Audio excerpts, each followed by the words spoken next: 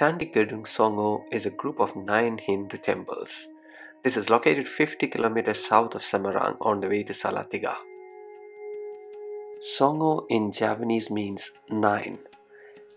It means there must be 9 temples here, but only 5 are accessible according to the map.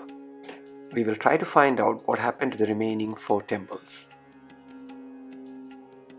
The temple complex is located at the valley of Mount Unggaran, a volcanic mountain near the city of Bandungan. The site was originally built during the early period of the Mataram kingdom of Central Java, somewhere between 8th and 9th century. These temples in Gedong Songo definitely predates the temples of Prambanan in Yogyakarta, which were constructed towards the later stages of the Mataram kingdom. Cagar Budaya essentially means cultural heritage. We have already seen many chandis. Chandi is an ancient stone building for worship representing Hindu or Buddhist history. These temples are located at 1,270 meters above sea level, with a great view of the plains and the mountains in the distance.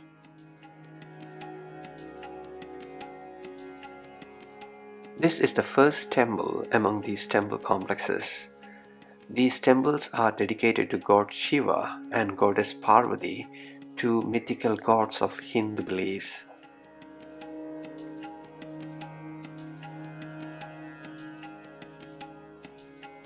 There is a Linga statue inside the temple, but since it's a restricted area, I'm not going inside the building to record the video.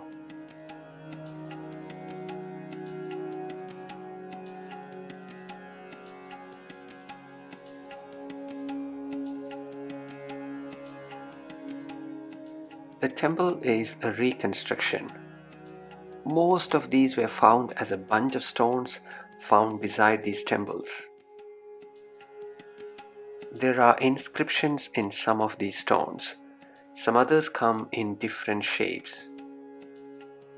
This one looks like a lotus flower with a well-like structure in the middle, possibly to hold water.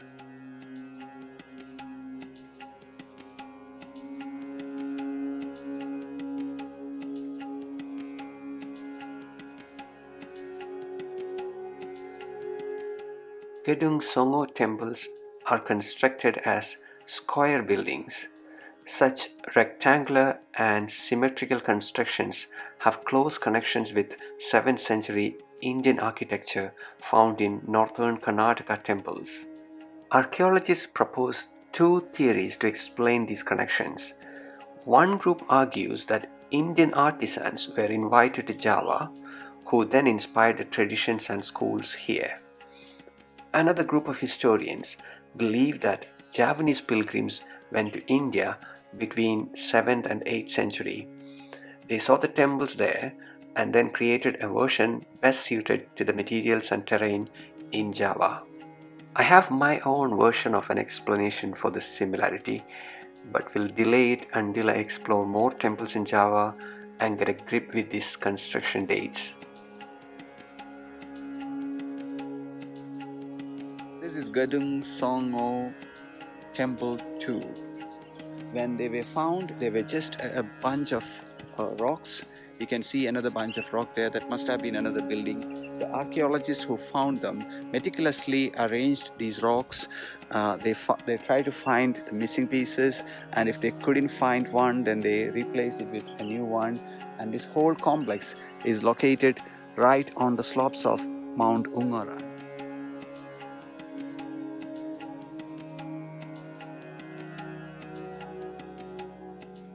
That's Temple Complex 3, viewed from Temple 2.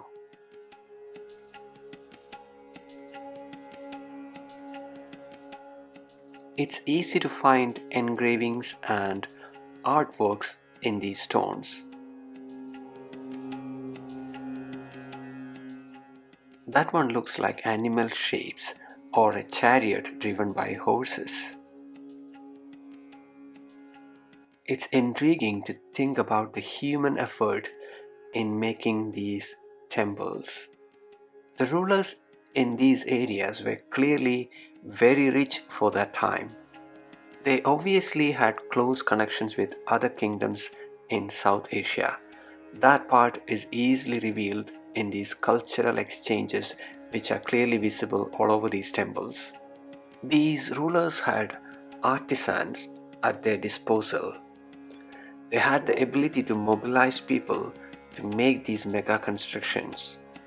We must always remember that these were constructed 1300 to 1400 years ago, when transportation facilities were no way compared to ours and almost all works were done manually.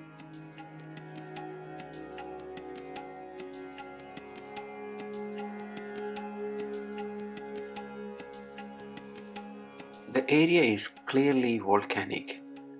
The force of underground activities are occasionally revealed through these sulfur vents and thermal springs. This whole valley seems to have collapsed due to these activities, possibly burying remains of some of the lost temples. There is a smaller temple here, and this one is not numbered. So this could be one of the lost temples of the 9 temples in this complex. Right behind me there is volcanic activity, and there are areas that are destroyed through landslides, earthquakes. It's possible that some of the temple complexes were lost in these extreme natural activities.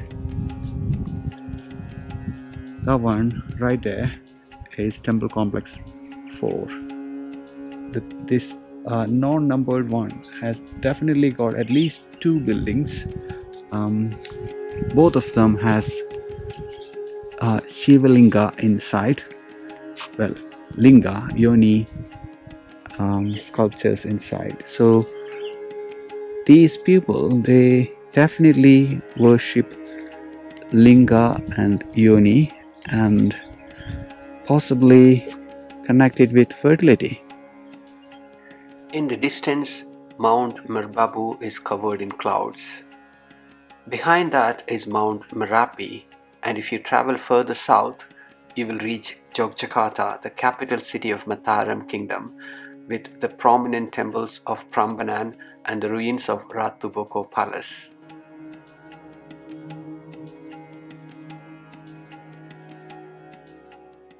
This is Temple 4. There are many smaller buildings around this one. The main temple has so many Linga statues on its roof.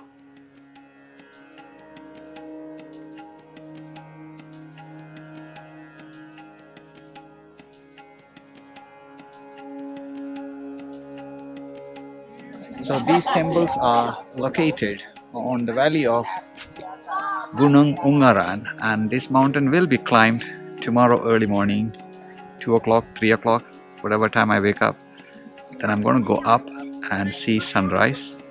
Hopefully can make it up all the way up to the top within, let's say, 5 o'clock, 3 hours possibly.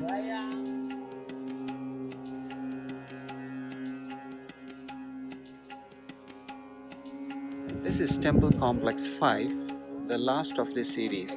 There are supposed to be 9, but some temple complexes are not numbered. As you can see, there are stones scattered all around this area, which somebody has tried to reconstruct them, but obviously they couldn't find all the remains, so they tried to leave it like this. Hopefully in the future the archaeological department will come up, try to number these rocks, find the missing pieces, and then reconstruct these temples. So these could be the remains of some of those temples, some of the 9 temples that are lost or missing. There are 5 of them that we have seen which are numbered, and there was one that was not numbered, at 6, so 3 are missing. So I'll just say 3 missing pieces are here. Beautiful, beautiful place to visit, a must visit. I thought Dieng was beautiful, but this temple complex is much more beautiful than Dieng. easy to access from Semarang. It's very nearby. Cool mountain weather, higher up in the mountain. The roads are really nice, so no difficulty at all. Once you're inside the temple complex, you have to walk a couple of kilometers through the complex, but even that walk is really nice.